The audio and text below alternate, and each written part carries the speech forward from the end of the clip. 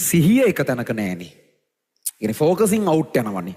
වැඩක් කරන්න කියලා ගන්නවා විනාඩි 5ක් විතර පාඩම් කරලා බලද්දි මේ ලෝකෙ නෙවෙයි වෙන ලෝකෙක ඉන්නේ මේ. ආයේ එනවා ආයේ වෙන මොකක් හරි කල්පනා කරනවා. එහෙම නැත්නම් වෙන කොහේ හරි වැඩකට යනවා ෆෝන් එක ඔබන්න කරනවා. මේ ફોකසින් මාර අඩුයිනේ.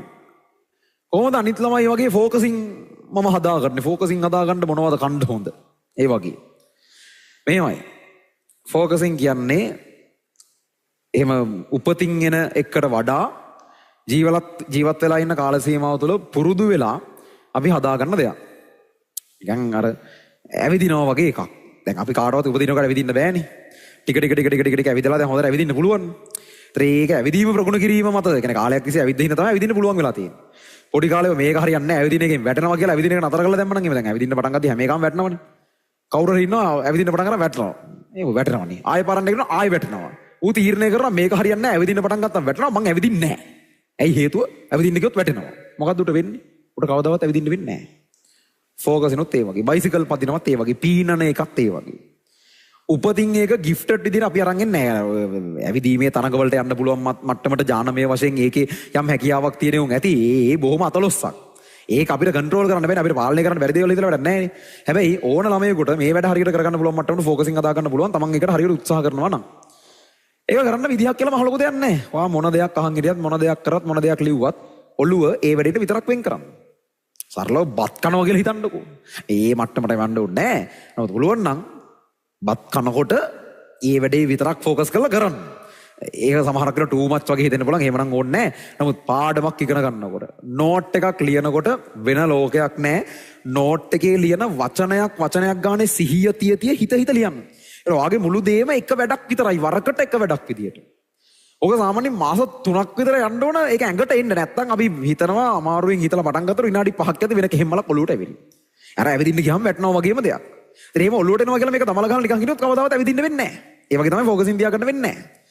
ඔලුවට එන සැරේට ආයෙ අයින් කර කොහොම හරි ඔලුව ඒ ට්‍රැක් එකට අරගෙන වැඩේ ඇදගෙන යන්න ඕන. ඒ විදිහට තමන් කරන හැම දෙයකදීම වරකට එක බැගින් දේවල් කරන්න පුරුදු වෙලා පුළුවන් තරම්. ඒ හැම දෙයකටම ඉතින් ඔක කන බොන ඔක්කොටම ඇප්ලයි කරන්න ඕනේ නැහැ. පුළුවන් නම් මරු.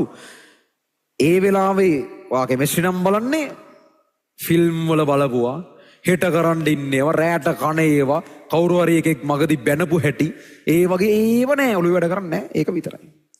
ෆිල්ම් එකක් බලනවා නම් පාඩම් කරපුවා හෙට උදේ වේපර් එකක් මොකුත් නෑ ෆිල්ම් එක බලන්න නෑ ආවේ. ෆිල්ම් එක බලන්න බැහැලා වෙන මොකුත් නැත. ඒව නම් ඉතින් මං කියන්න ඕනේ ඒක කරනවා. ඒ විදිහට ඉගෙන ගන්න නැති එකයි ප්‍රශ්නේ තියෙන්නේ.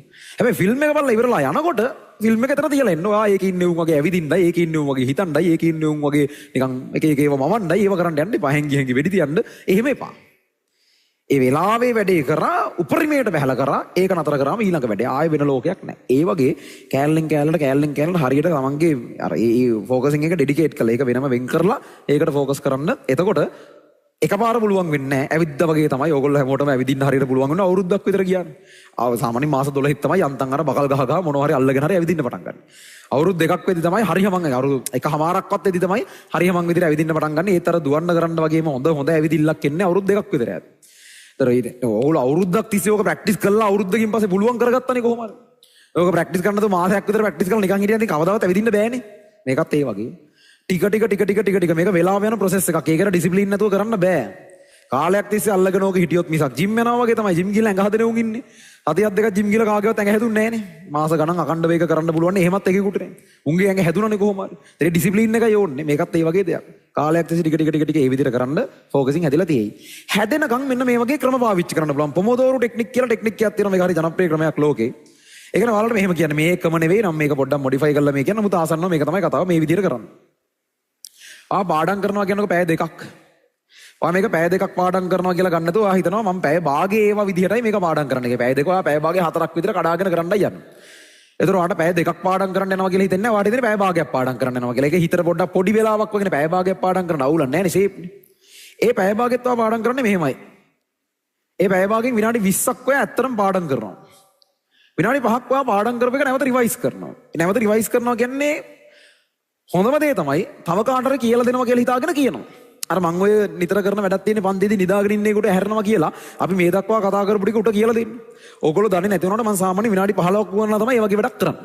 ඒ කියන්නේ ඒක විනාඩි 15ම කියලා හැමදාම කරන්න බෑ. නමුත් අර මගේ ඔළුවේ තියෙන්නේ විනාඩි 15කට 20කට සැරයක් ඒ දේ කරන්න ඕන කියලා. ඒක හෝ මොකක් හරි විදිහකට රිවයිස් කරන්න ඕන. නැත්තම් ඔළුව යනවා එහෙම. ඒක මම ඒ වැඩේ පන්තියේදී කරනවා කියන ඔයාලා පාඩම් කරද්දී උනත් විනාඩි 20කට දාලා දේවල් ටිකක් බැලුවා. විනාඩි 5ක් කරගෙන ඒ විනාඩි 20 අපි ඉගෙන ගත්ත ටික පාඩම් කරපු ටික තව එකෙකුට කියලා දෙනවා කියලා හිතාන කරා. ඒකට ආඩ බොරු කරන්න බෑනේ. සමහරක් වෙලාවට අපි බොරුවට වැඩේ කරන්න ඕනකමට ටට්ටක් ගාලා උඩින් උඩින් කියවගෙන යනවා. මේ විනාඩි 5 නිකන් ඉන්න වෙන්නේ. ඒ කියන්නේ හරියන්නේ නැහැ. ආයේ ටික මුල ඉඳන් කරන්න. මොකද තව එකෙකුට කියලා දෙන්න පුළුවන් වෙන මට්ටමට එනකන් වැඩේ කරන්න ඕන. එහෙම නැත්නම් ඔයාලට ඒක ඇත්තටම පුළුවන් වෙලා නැහැ. නිකන් බොරුවට කියවලා විතරයි ඒකේ තේරුමක් නැහැ. විනාඩි 20ක් පාඩම් කරා ෆෝකසින් උපරිම තියාගෙන විනාඩි 20ක් පුළුවන් නේ ෂේප් එකේ. විනාඩි 5ක ඉගෙන ගත්ත ටික තව එක්කෙකුට කියලා දෙනවා කියලා හිතින් හිතුවා. හෝ කටින් කිව්වා. නැත්නම් කොලේක ලිව්වා මොකක් හරි. ඊළඟ විනාඩි 5 ඔයාලට පොඩ්ඩක් පොඩි බ්‍රේක් එකක්. බ්‍රේක් එකක් කියන්නේ මේ Facebook යන්න එහෙම නෙවෙයි ඈ. ඕවට ගියොත් එහෙම ආයෙ නැහැ නේ. Facebook වල ඇල්ගොරිතම් හදලා තියෙන මිනිස්සු. ඒ කියන්නේ Facebook වල සම්පූර්ණ concept එක යන්නේ මිනිස්සෙක් Facebook බලන්න යන්නේ විනාඩි 5කට කියලා. එන්නේ පැය 2-3කින් තමයි. ඒක තමයි යාළගේ යාළගේ ඇල්ගොරිතම් හදන්න යාළ බිලියන ගණන් වියදම් කරන්නේ ඕකට. ඒවත් එක හැප්පෙන්න ඕගලන්ට අපිට බෑ. ඒක හොඳම දේ එහෙම යන්නේ නැතුව විනාඩි 5ක පොඩි බ්‍රේක් එකකට පොඩ්ඩක් දුර බලාගෙන ඉඳලා වතුර ටිකක් බීලා ඒ වගේ අර එතන ගන්න පොඩි අර වැඩේට ඕන එනර්ජි එක ගන්න යෝග කරන්න. ඕක විතර අපේ ෆෝකසින් ලෙවල් මාරු විදිහට අප් වෙනවා. ඒකයි. ඒතර මේ ඒකටත් මම කරපු පරණ YouTube වීඩියෝස් තියෙනවා. මම ඒවත් දාන්නම් එහෙම පාඩම් කරන්න හොඳ ක්‍රම කියලා. ඊට පස්සේ ඊළඟ පැය භාගේ ඒ විනාඩි 5න් පස්සේ නැවතත් ඊළඟ පැය භාගේ ආයෙත් වෙනවා. ඒකත් අර විදිහටම තමයි කඩාගෙන යන්නේ. ඒතකොට ඒකේ තියෙන හොඳේ තමයි අපිට වැඩ කරන්න එපා වෙන්නෙත් නැහැ. පැය භාගයක් වැඩ කරන්න හිත හදාගන්න තියෙන අවුලකුත් නැහැ. අනිත් පැත්තට විනාඩි 20ක් වැඩ කරන්න බැරි කමකුත් නැහැ. ඒකත් කරන්නත් පුළුවන්. විනාඩි 5ක් රිවයිස් කරද්දී අපි ඉගෙන ගත්ත එක හරියට පුළුවන් වුණා කියන එකත් ෂුවර් වෙනවා. ඊට පස්සේ ඉතින් අපි විනාඩි 5ක පොඩි බ්‍රේක් එකකුත් හම්බ වෙනවා. අර වැඩේ ඩල් නැතුව කරන් යන්න බලා. ඒක පොඩි බ්‍රේක් එකෙන් පස්සේ අපි ආයෙ අලුත් එනර්ජි එකකින් වැඩේ පටන් ගන්න. නැත්තම් අර පාඩම් කරන්න පටන් අරගෙන ටිකක් මේම යනකොට ඉතින් අපේ අර කාර්යක්ෂමතාව අඩු වෙගෙන එනවා. අපි කරන්නේ විනාඩි පැය භාගයක්දී ආයෙ පොඩි බ්‍රේක් එකක් එක්ක උඩරෙද්දී ආයෙ මේ වගේ වක්‍රක යන්නේ.